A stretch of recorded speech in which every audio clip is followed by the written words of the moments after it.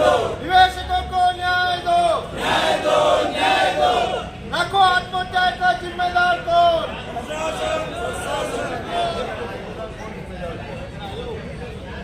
करोड़ों निवेशकों के अन्याय का जिम्मेदार कौन?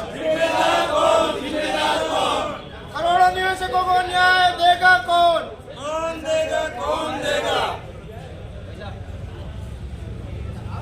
सर नमस्कार। सर हमारी ओर से आपको हार्दिक शुभकामनाएं सर। और एक देश के सबसे ज़्यादा लोगों की बेहतर लेकर हम आए हैं। हमारी ओर से आपका स्वागत, शुभकामनाएं आपको। अब आप बोलो, एक आदमी बोलो आप। ये पीड़ित जमाकर्ता परिवार की ओर से हम आपको निवेदन करना चाहते हैं कि देश में लंबे समय से ये पीड़ित समस्या चल रही है और वर्तमान में पूरे देश भर में लगभग 40 करोड़ और राजस्थान में 2.5 से 3 करोड़ निवेशकों की जो समस्या है वो पिछले कई समय से है और कानूनी अधिकार हम लोगों को नहीं मिल पा रहे।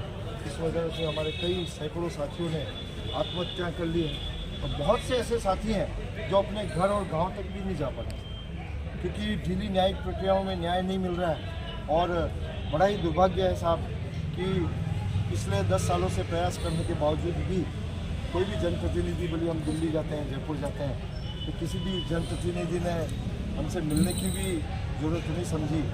और आज एक बेसहारा की तरह करोड़ों निवेशक राजस्थान में और उदयपुर में भी 1.5 से 2.25 लाख के बीच में निवेशक लोग हैं।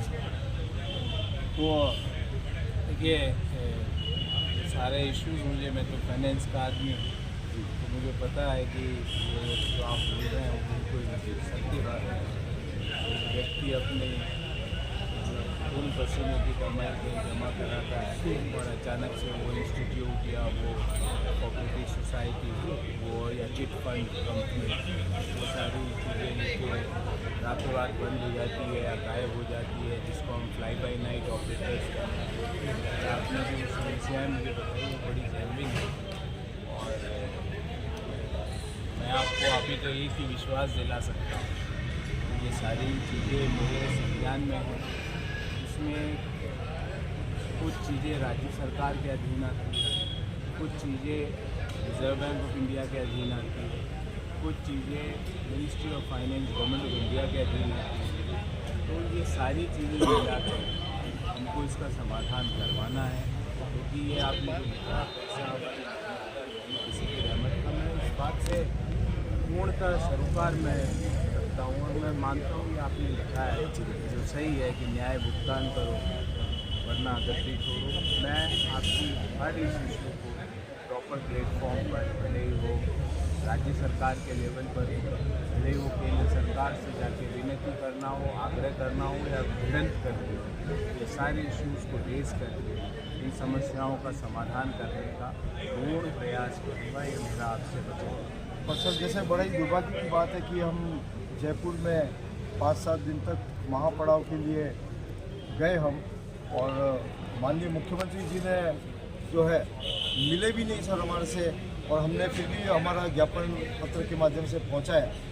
और चूँकि ये आज पूरे राजस्थान के सभी जिलाध्यक्षों की बैठक है और इसमें पूरे राज्यव्यापी हमने आज रणनीति तय की है और ये निश्चित है कि हमारा मतदान ही विजयी मतदान होने वाला है क्योंकि हम लोग संगठित हैं, एकजुट हैं। तो हम ये आपसे आग्रह करते हैं कि आज ये निर्णय लिया हमारी राज्य कमेटी ने, जिला अध्यक्षों की कमेटी ने, कि प्रदेश स्तर पर ये तय है कि हम ये मान के चल रहे हैं कि वर्तमान में सबसे बड़े नेता कोई राजस्थान में है तो अशोक जी गहलोत।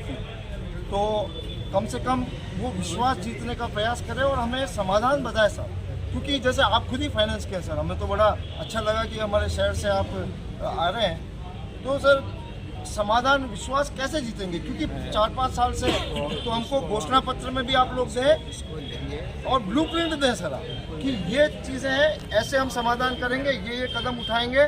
और फिर क्योंकि पूरे राजस्थान में हम लोग ये मत बना चुके हैं कि मतदान का ही बहिष्कार करेंगे क्योंकि व्यवस्थाओं से हमारा विश्वास उठ गया साहब, क्योंकि हमारे साथियों ने आत्महत्या कर ली है, न्याय नहीं मिल रहा है, तो अब किस पे विश्वास करें सर? मेरा सबसे पहला आग्रह ये है मतदान का कभी भी बहिष्कार नहीं करूँगा। मैं तो ये नहीं कह रहा फलाना पार्टी को दो या दूसरे को दो, पर मतदान का कभी मैं हाथ जोड़ के नहीं सर, हम आपको विश्वास दिलाते कि हम पूरा प्रयास करेंगे, हम मतदान करने का पूरा प्रयास करेंगे। अधिकार के लिए जिनकी आपने लगा रखी है राष्ट्रपिता बापू, उन्होंने अपना सर्वस्व न्यौछावर किया। तो अगर आप वो मत करना, बाकी आपने जो कहा कि इसको आप घोषणा पत्र में या अप्रोप्रिएट जगह सम्मिलित कराने का, मैं आपको विश्वास दिलाता हूँ कि वैसा होगा। और 2 अक्टूबर को साहब बापू की समाधि पे भी हमको नहीं जाना चाहिए।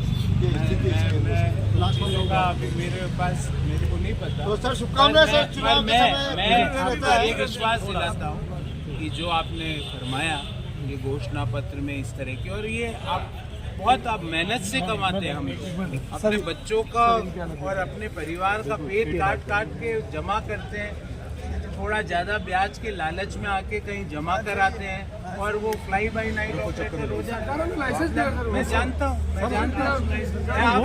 मैं आपको उसमें आपको ये नहीं कहना, कुछ ना कुछ इश्यू है।